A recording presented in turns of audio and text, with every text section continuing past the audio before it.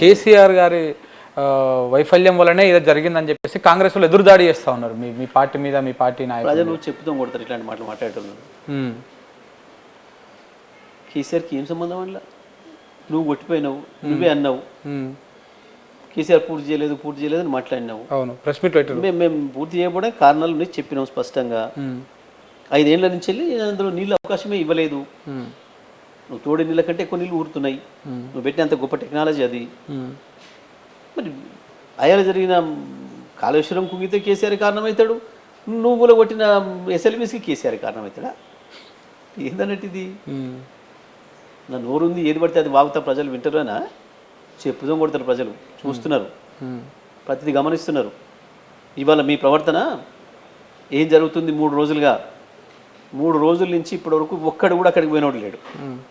ఎందుకు ఉత్తమ్ కుమార్ రెడ్డి గారు నేను పోయినా చూసినా అంటున్నారు. చెప్తే ఆ సంగతి కూడా అన్ని బయట పెడతాం మొత్తం. వీళ్ళ జూపల్లి గారు పోయినా ఏమేం చేసిండ్రు? వెంకరెడ్డి గారు ఇలా పోయి షో పెట్టింటున్నారు. అది ఏందో దాని పక్కనంగా పెట్టి ఆయన లోపల పంపాల్సి ఉండే. ఆయన పంపాల్సి ఉండే 14 మంది తీసుకురాపరు, 8 మందిని తీసుకురాపమని చెప్పి.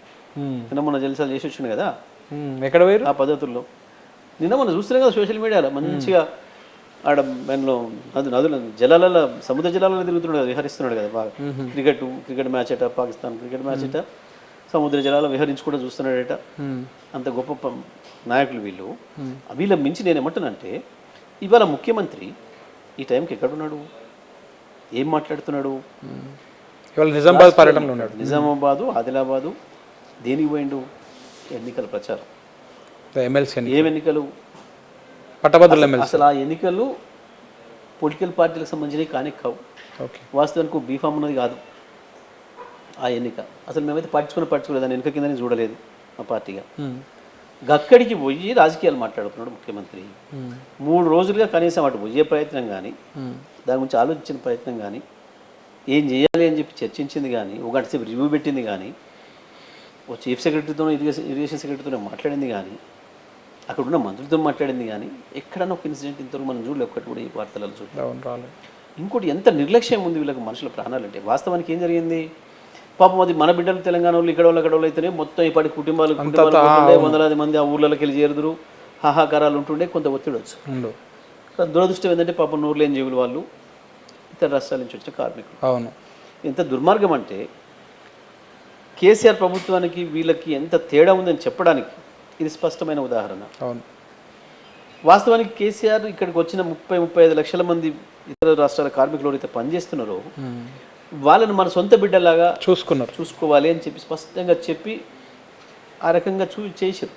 కరోనా వచ్చినప్పుడు పాపం వాళ్ళు భయపడుతున్న సందర్భంలో వాళ్ళకి ధైర్యం ఇచ్చి, వాళ్ళ కొరకు ఆసుపత్రుల నిర్మాణం చేయించి, తెలంగాణ వాళ్ళకి ఇచ్చినట్టుగానే అన్నీ కూడా వాళ్ళకి బియ్యం కావచ్చు, ఇతర పప్పు పైసలు అన్ని సౌకర్యాలు కూడా కల్పించి, అందులో అక్కడికి కూడా ఇంకొంతమంది భయపడి మేము వెళ్ళిపోతామంటే వాళ్ళకి ప్రత్యేకమైన రైళ్ళు ఏర్పాటు చేసి, వాళ్ళకు రూపాయి ఖర్చు లేకుండా రైళ్లలో పోయేటప్పుడు కూడా భోజనం ఏర్పాటు చేసి వాళ్ళకు మన సెక్రటరీలను మన వాళ్ళని పంపి రైల్వే స్టేషన్ పంపి వాళ్ళకి అయినా అందజేసి బాయ్ చెప్పిరండి, మళ్ళీ వాళ్ళు సంతోషంగా తిరిగి వచ్చేటట్టు ఉండాలి, వాళ్ళు తెలంగాణ రాష్ట్ర నిర్మాణంలో వాళ్ళ భాగస్వాములు, వాళ్ళు ఈ హైదరాబాద్ ఈ రకంగా నిర్మాణం జరుగుతుంది అంటే వాళ్ళ శ్రమ, ఇవాళ తెలంగాణలో ప్రాజెక్టులు ముందుకు పోతున్నాయి అని అంటే వాళ్ళ కష్టము, వాళ్ళంత జాగ్రత్త చూసుకోవాలి మనము అని చెప్పి ఒక అద్భుతమైన మానవీయ కోణంలో ఆ రకంగా చూసుకొని వాళ్ళు ఒక మన బంధువుల్లాగా, మన ఇంటికి వచ్చిన చుట్టాల్లాగా చూసుకొని పనిచేసారు కేసీఆర్.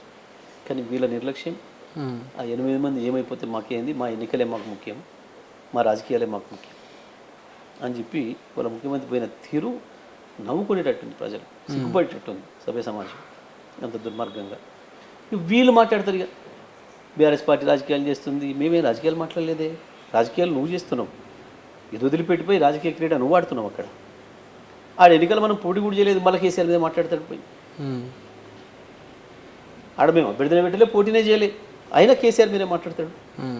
ఇద్దరు తోడు దొంగలు బీజేపీ వీళ్ళిద్దరు కలిసి ఆడ నాటకాలు. నేను ఇంకోటి కూడా చెప్తున్నా, ఏదో మేము ఏందో చేసినాం, ఏదో పొడిచి పడేసినాం, ఏదో పీకి పడేసినాం అని చెప్పి మీడియాలో రాయించుకుంటాం ఇంత పెద్దగా. ఏమైనా ఆ ముందట, దాని ముందట టన్నెల్ ముందట 4 అడుగులు అసుట పోతురు, అందులో ఫోటో దిగుతురు, బయటకు వస్తున్నారు, మీడియా పంపుతున్నారు. ఏది మంత్రులు వీళ్ళు చేయగలిగింది అంతకన్నా ఎక్కువ కూడా ఏం లేదు. నేను వాళ్ళని తప్పడతలేను. ప్రజలకు ఏదో ధైర్యం ఇవ్వడానికి ఏదో ఏదో పని చేసినట్టు కనబడుతున్నారు. ఓకే, జరిగింది ఏంది వాస్తవానికి? ఇప్పటి వరకు అది ఎక్కడ కూలింది కరెక్ట్గా, ఆ కూలే శిథిలాలు ఏంది, శిథిలాలకు అవతల ఏమన్నా మనుషులు ఇంకా బతికే అవకాశం ఉందా, ఉన్నారా, ఉంటే పైనుంచి ఉందా, దానికి ఏమన్నా మొత్తం బూడిందా, కొంత కనబడుతుందా, ఈ నీళ్ళు ఎంతవరకు పోయినాయి చెప్పినోడు లేడు ఇప్పటి వరకు. 3 రోజులుగా గా సమాచారం తెచ్చినోడు లేడు. ఉత్తనే ఒకరు మొదటి రోజులు 13:30 పోయి వచ్చిండ్రు, ఇవాళ 12 పోయి వచ్చిండ్రు అని చెప్పడం తప్ప ఆ నుంచి ఫోటో తెచ్చింది కానీ లేకపోతే ఇంకోటి కానీ ఏమైనా సమాచారం కానీ వచ్చింది లేదు. కానీ మరి మంత్రి గారు ఉత్తమ్ గారు ఏమన్నారంటే లోపలికి అంటే ఆక్సిజన్ అందుతుంది వాళ్ళకి, ఇవన్నీ అందుతున్నాయి అని చెప్తా ఉన్నారు. అదే ఎట్లా చెప్తున్నాడు ఈయన, ఏ లెక్క అని చెప్తున్నాడు, ఎవరు చెప్పారు, లోపల వాళ్ళు ఏమైనా చెప్పినరా, ఫోన్ చేసి చెప్పిరా, మాట్లాడినరా, ఏం చెప్పిండ్రు, ఏం లెక్క ప్రకారం చెప్తున్నారు వీళ్ళు. ఇంకా అద్భుతమైన రాతలు చూసిన నేను వాళ్ళు చాలా పేపర్లలో. ఏంది అసలు మెషిన్ మొత్తం పాడైపోయింది, ఇక మెషిన్ తీసేయాల్సిందే, అది కండెమ్ చేయాల్సిందే, దాన్ని మొత్తం ఇప్పి ఎక్కడికి డిస్మెంటల్ చేసి తేవాల్సిందే అని ఒక ఆయన రాస్తాడు. ఒక ఆయన పక్క నుంచి ఇంకో తోవ పెట్టాలని ఇంకొక ఆయన రాస్తాడు, పక్క నుంచి ఇంకో తోవ పెడతాడట. మరి అది ఒక పూటలు పెడతాడా గంటలు పెడతాడా తెలియదు కానీ అది విచిత్రమైన రాతలు ఇందులో. అసలు మరి బోరింగ్ మెషినే చూసి వచ్చినోడు మరి అందులో మనుషులు ఏమైనా చెప్పాలి కదా. మరి బోరింగ్ మెషిన్ ముట్టుకొని వచ్చిన ఆయనకు మనుషులు కనబడాలి కదా. మనుషులు ముచ్చట ఏం చెప్పట్లేదు, మిషన్ ఖరాబ్ అయిపోయింది దాన్ని తీసేయాలి, ఈ మాటలు ఏందన్నట్టు ఇవి. అసలు అర్థం ఉందా, అర్థం ఉందా? ఇష్టం వచ్చిన రాతలు, ఇష్టం వచ్చిన